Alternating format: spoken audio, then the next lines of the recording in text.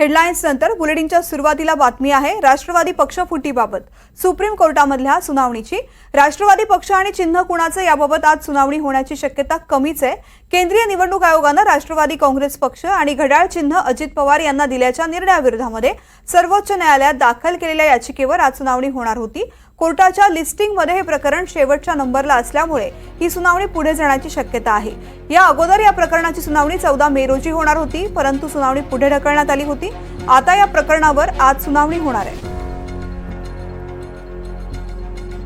4 आज फक्त 2:30 वाजेपर्यंत बसणार आहे। 1 ते 2 लंच असतं। मॅटर 52 नंबरला आहे, 52 आणि 52.1।